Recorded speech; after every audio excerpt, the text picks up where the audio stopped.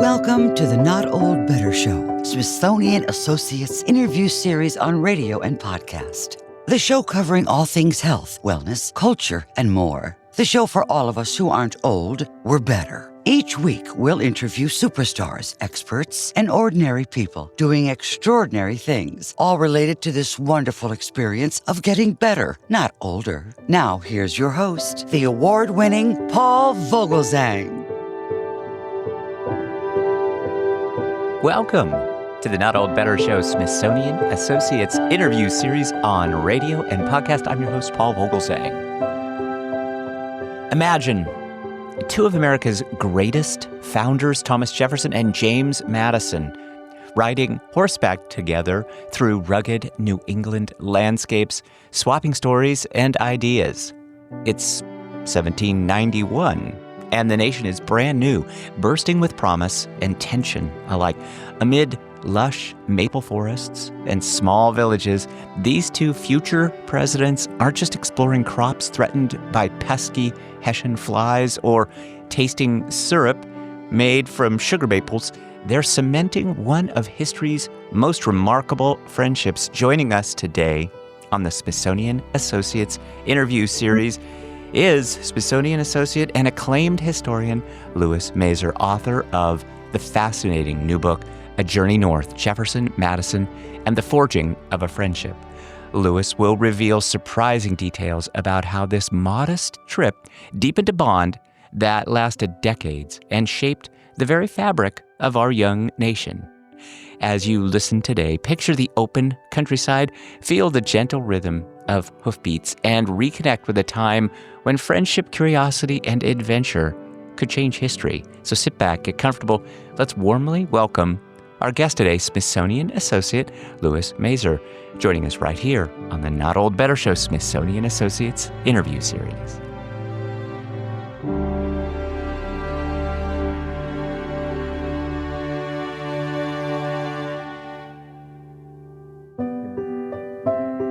Professor Lou Masur, welcome to the program. Thank you. It's great to be here. It is really nice to talk to you. I am excited to get into your new book, of course, A Journey North, Jefferson, Madison, and the Forging of a Friendship. It's just a fantastic topic. I know our Smithsonian audience is just going to love this. I'm looking forward to the conversation. Thanks for sharing the book with me. Welcome to the program. Let's just jump right in and maybe tell us briefly what you're going to be telling our Smithsonian Associates audience and how you're going to be using Zoom. We're all on Zoom, of course, these days. Maybe give us a little bit of a brief as to what you're going to say and how you're going to say it. Well, I'll do my best to provide an overview of the story. I mean, it's one of those little vignettes that has been lost for the most part to history. You know, no one has really written a book-length study of this journey, this founding fathers road trip, as I like to think of it. Six weeks together, traveling around, and what they saw, what they experienced, what it was that they were thinking about. What will be terrific on Zoom with Smithsonian is, of course, I have a lot of visuals, and unlike a podcast, those visuals add a tremendous amount to helping to bring the story alive. I mean, they each kept journals. Of course, Jefferson was an inveterate scribbler, so I've got copies of some of his notes from the journal, as well as some images of things. So I think that that'll really help people visualize what it is that I'm talking about. It's great. Thank you very much. Yeah, you describe in the book that Jefferson and Madison's journey is a pivotal point that really strengthens their relationship. And then you go on to say, as well as health, recreation, and curiosity. That's a lot to accomplish in kind of. Yeah. Well, that phrase was Madison's when he wrote Jefferson about the trip. He said, health, recreation, and curiosity, one can never be out of one's way. I think the friendship is really important, of course. It's at the center in some ways of the story. Now, it didn't make them friends. They met in 1776. They had a friendship. They had a relationship. They were close in many ways. But there's nothing like spending 6 weeks together on the road to to burnish it, to forge it, to deepen it, to strengthen it, figure out what verb you would like. It's a remarkable thing, Paul, but at the end of their lives, they both reflected back on this journey that they took. So it tells you that this wasn't just some frivolous throwaway episode. It had an impact. And of course, theirs is the most important political friendship in American history, a friendship that lasted some 50 years. Tell us how it influenced their actions, their later actions, particularly on this idea of kind of national unity, because they really spent some time observing agriculture. They encountered diverse communities. They explored. What shaped them?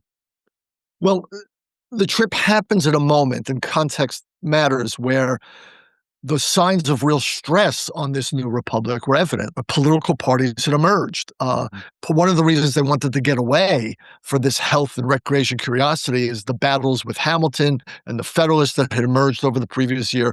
I mean, there are real fissures in the national fabric.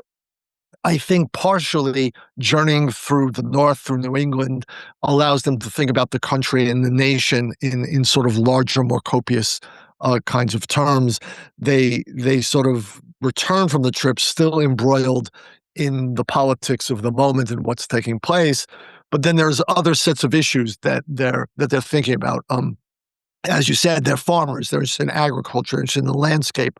They're interested in lots of the intellectual endeavors that made both of them, Jefferson especially, such profound Enlightenment figures. I think the book is wonderful for lots of reasons. This idea of friendship is an important one. We don't see it as much today, in leaders. And so you really dived into that in a way that was very impactful for me. I wonder what surprised you about these two men and their friendship. That's a great question. I mean, in some ways they were very different, right? Jefferson's older. I think at the beginning he's sort of like the older brother in some ways to Madison. Jefferson is much more adventurous than Madison ever was. This is the longest journey that Madison will ever take in his entire life, whereas Jefferson, of course, loved to traveled through England, traveled through Europe. Of course. So I sort of envision this kind of like Jefferson pushing Madison a little bit out of his comfort zones. I picture Madison trying to sort of harness some of Jefferson's more sort of enthusiastic tendencies. But in many ways together, what we know is, they hunted on this trip. They talked about history on this trip. I mean, here are these two figures, iconic figures central to the creation of the United States. And one of the things they do is they visit Revolutionary war sites, the Battle of Saratoga, the Battle of Bennington. It's amazing, right? So the whole idea of historical memory, one of the reasons why we travel today, right? We travel in part to want to see where history happened. In part, that's what they're doing as well on this trip. So, we don't have any of the kind of informal things that we might see today. I mean, thank goodness they didn't text each other because we wouldn't have those texts. And over the course of their lives, they wrote so many hundreds and hundreds of letters that provide such a rich sense of their relationship. But you could see that they were having a good time, that they were taking things in as they were exploring, but also studying. Mm-hmm. I like the phrase that you use, one of America's greatest road trips in our history. And I wonder if I can ask you a hypothetical question. If we kind of took them into today's America, what do you think that they would talk about on their trip? What would their passion be around this subject? And do you think their friendship would endure all of this polarized climate that we're facing? Yes, because theirs was the first most polarized climate. I mean, understand the battle that was just ensuing with Hamilton. It was only a year before that Madison, Jefferson, Hamilton had the infamous dinner at which they sort of struck a deal to pass Hamilton's financial plans and move the capital to D.C. I think they would undoubtedly have talked about politics. It's interesting, Paul. I mean, lots of Federalists were very suspicious of this trip. Like, what are these two Democratic Republicans doing traveling up in Federalist areas? Are they trying to recruit people? Are they trying? And I don't think that was part of the agenda, but undoubtedly politics came up along the tour. They dined with some very well-known politicians. But in addition to the politics of the moment, they would do today what they did then. The landscape. They wrote about every tree, every plant. They wrote about insects. One of the reasons for their journey, and I have a chapter on this, is something called the Hessian fly that was destroying wheat crops. And before Jefferson left on the trip, he went to the American Philosophical Society, and they essentially commissioned him to be a scientific investigator. He becomes something of an entomologist on this trip, and he writes extensive notes about the Hessian fly. I mean, these are the things that interested them. It's the world in the grain of sand. It's the trees. It's the insects. It's the natural landscape. And they try to take lessons away from it that they could apply not only to their own lives, but to their own plantations. Jefferson sees a nail factory along this trip, and it gives him some ideas that he's going to then employ at Monticello. You're listening to the Not Old Better Show, Smithsonian Associates interview series on radio and podcast. We are here today with historian Louis Masur exploring the fascinating journey Thomas Jefferson and James Madison took in 1791, a journey that forged an enduring friendship and left lasting impressions on our nation. Coming up, we'll discover how their adventure and personal bond influenced critical decisions that shaped American history. Stay tuned for more captivating insights right after our brief pause.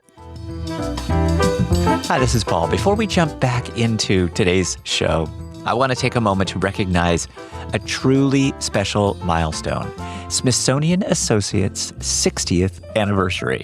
Since 1965, Smithsonian Associates, the largest museum-based education program in the world, has been inspiring lifelong learners with unforgettable experiences, connecting audiences with the Smithsonian's museums, research, and experts in new and exciting ways. This year, the celebration is for you, with a full year of special programming both online and in person, from behind-the-scenes looks at Smithsonian collections to conversations with astronauts, historians, filmmakers, and curators. There's something for everyone. Smithsonian Associates has created something extraordinary. I'm proud to partner with Smithsonian Associates to share their incredible programs with the Not Old Better Show audience. Thanks for being part of this journey.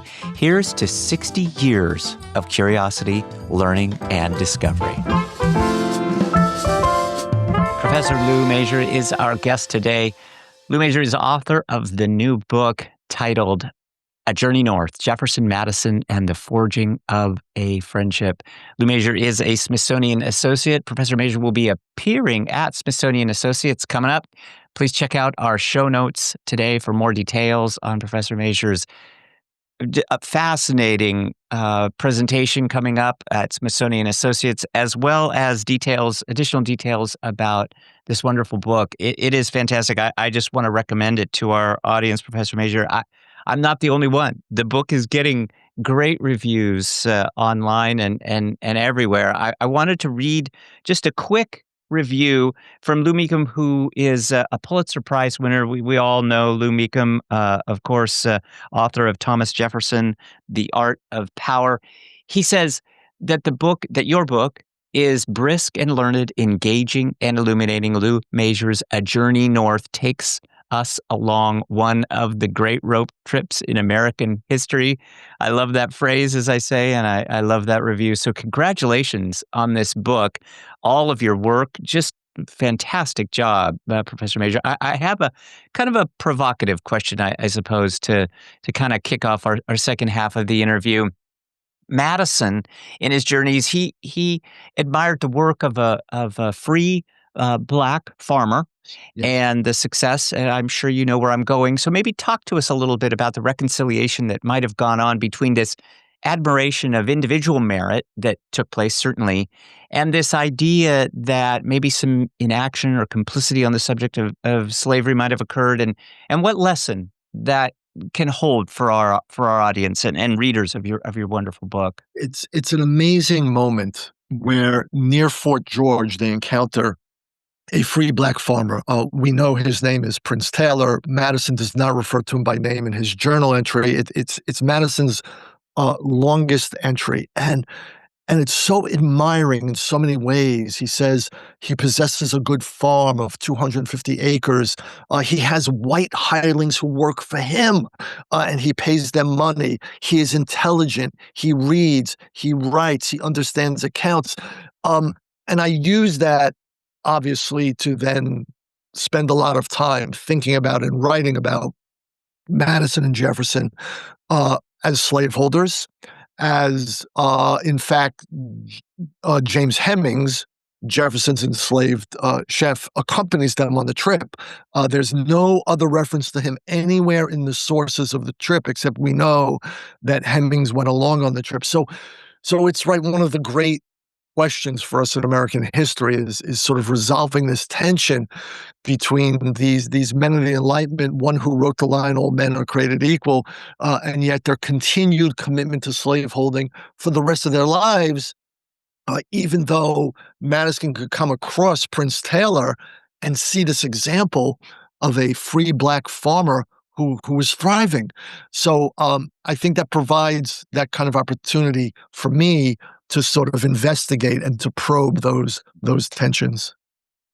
Yeah, and so let me ask just a quick follow-up on that, because I want to probe a little further and ask you, in relation to your book and some of the fantastic illustrations, you show a sugar maple leaf. And as a jumping off point, does the sugar maple and the wonderful substance that comes from that, is that done, do you think, as an alternative to slave-produced cane sugar? And I Right. wonder if that's Right. done ethically there, or is that a consideration for practicality and commerce? Well, it's both and more. It's one of these moments where there's a movement, a domestic movement to cultivate sugar maple trees as a substitute for cane sugar, which is imported. Part of that recognition is that cane sugar is being produced by enslaved labor in the Caribbean, and that the production of domestic sugar would certainly serve to put an end to the slave trade, at least, if not to slavery itself. People are encouraging the use of domestic sugar. There's societies, there's speeches. Jefferson says himself includes that as sort of one of the reasons. There are other reasons as well.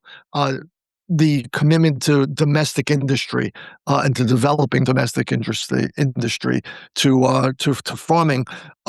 It's almost comical. I mean, Jefferson on the trip, they stop at Prince's Nursery in Long Island. It's one of the most famous nurseries in the country. In fact, George Washington had stopped there earlier on another journey. And what does Jefferson order? In addition to all kinds of things, he tells Prince's Nursery, send me all of your sugar maples. And he tells his foreman at Monticello, plant these. I want to start growing sugar maple trees. And they never, ever grow. And it confounds him to no end. You have this correspondence back and forth about just the failure of the tree to take hold. But it's a serious movement in post-revolutionary America, partially tied to getting away from cane sugar, partially tied to domestic industry. It, however, will come to a halt when, of course, Louisiana plantations themselves begin to cultivate cane sugar by the use of enslaved labor. But again, it's one of those moments on the trip. These two men are looking at sugar maple trees. I mean, they're in Vermont, so talk about sugar maple, and visiting that new state for the first time, and writing extensively and thinking about this. So I have kind of an inspirational question for you. So many in our audience are older and may see their personal relationships waning a bit as they age. There's a great deal of loneliness and even isolation. Jefferson described his friendship with Madison as a source of constant happiness, and Yes, I just love that. What yes. was it about their companionship that you think might inspire us to keep these friendships strong that we make, and maybe even develop some others further? It's a great question, and I think part of it, and we know this from our experiences, and I'm one of those older folks that you're talking about. It's staying in touch, and it's not staying in touch necessarily about profound things. They wrote each other about the quotidian, about the day to day, about something that they saw, about an incident, about something that they read. They bonded over books. That was their initial relationship. I mean, so two friends talking about books that they've read, talking about projects that they're undergoing, and of course, they enlist each other in these projects. Jefferson's great project in retirement is the University of Virginia. And Madison becomes one of the overseers. And when they meet, in fact, they meet for the last time at a meeting of the overseers of the University of Virginia.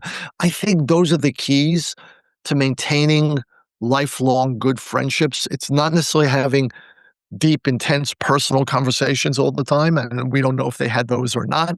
But what we know from their letters and from the sources is they were in touch regularly, regardless of what the distance was between them.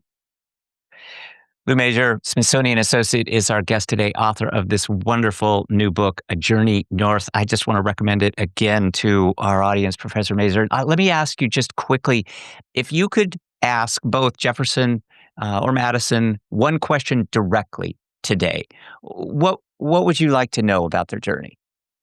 If it's a question about the journey, Yeah. I have something very specific in mind. Okay.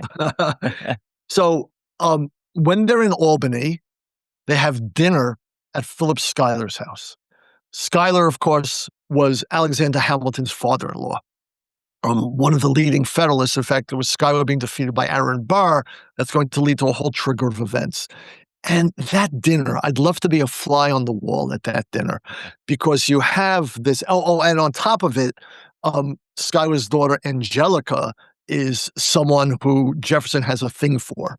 She's not there at the time; she's already married off. But I picture this dinner: these two Democratic Republicans who are now sort of at war with Alexander Hamilton, having dinner in this Federalist stronghold. And yes, I know that they talk about the Hessian fly, but what else do they talk about? What else do they discuss? And how do those conversations go? It would be wonderful to just be at that dinner and listen in.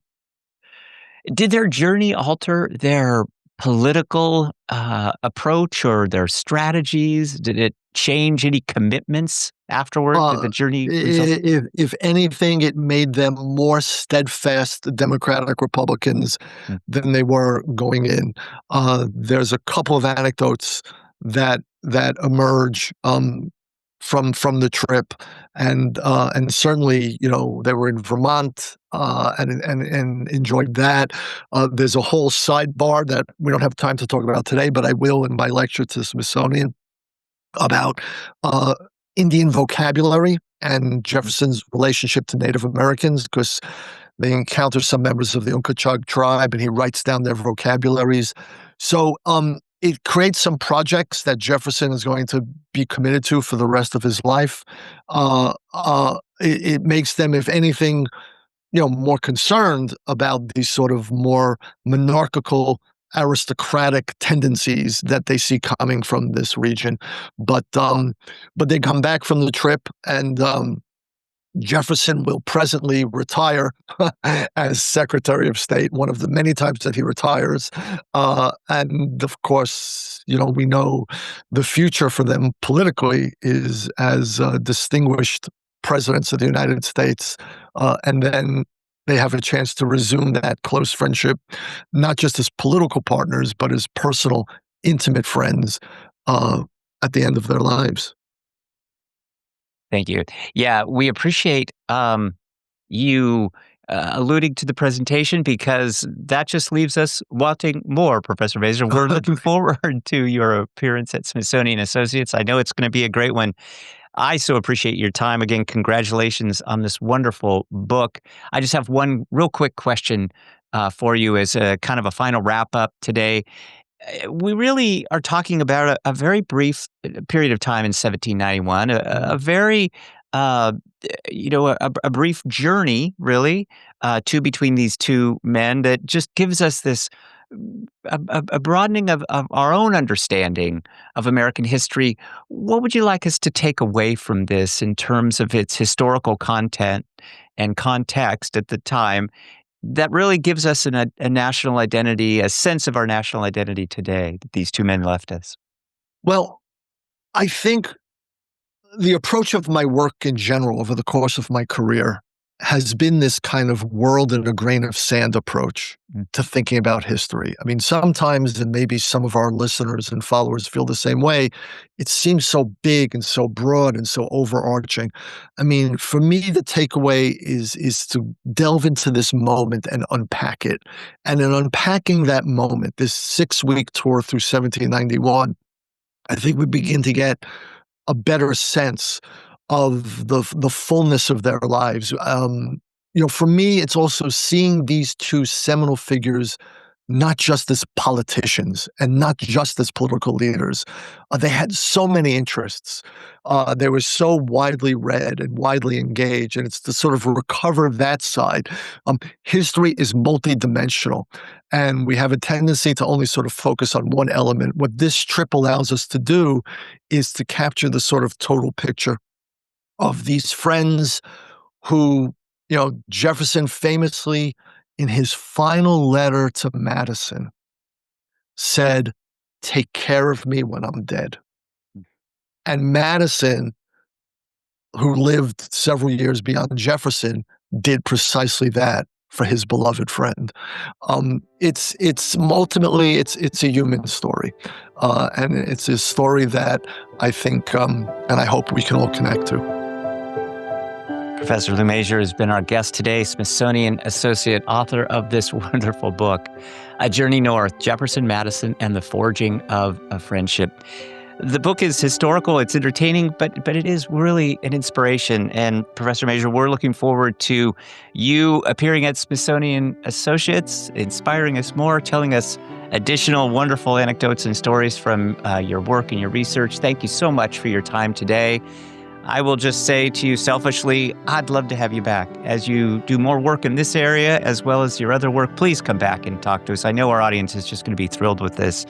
But check out our show notes today for more details about Professor Masur and his work. Thank you for your time. Have a great rest of your day. Thank you so much, Paul. And thank you for your support. I really appreciate it. Of course. Thanks for what you do. What an incredible conversation with Smithsonian Associate Louis Masur, taking us back to that remarkable trip between Jefferson and Madison, highlighting friendship's profound role in American history. A special thank you to Smithsonian Associate Louis Masur and the Smithsonian Associates team for making this discussion possible, and all our shows as interesting as they always are. To listen again or explore our extensive library of inspiring stories and engaging episodes, visit us online at notold-better.com. Join our growing community. Find us on Twitter at notoldbetter and Instagram at notoldbetter. Share your thoughts, leave your comments. Let's keep the conversation alive. Please be well, be safe. Remember, let's talk about better. The Not Old Better Show, Smithsonian Associates interview series on radio and podcast. I'm Paul Vogel saying we will see you next time. This is a production of NOBS Studios. Thanks for joining us today. Look for more at the Not Old Better Show online and wherever you listen to radio today. We celebrate the beauty, wisdom, and possibilities of life after 50. Join us. Thanks for joining us this week on the Not Old Better Show, Smithsonian Associates interview series on radio and podcast.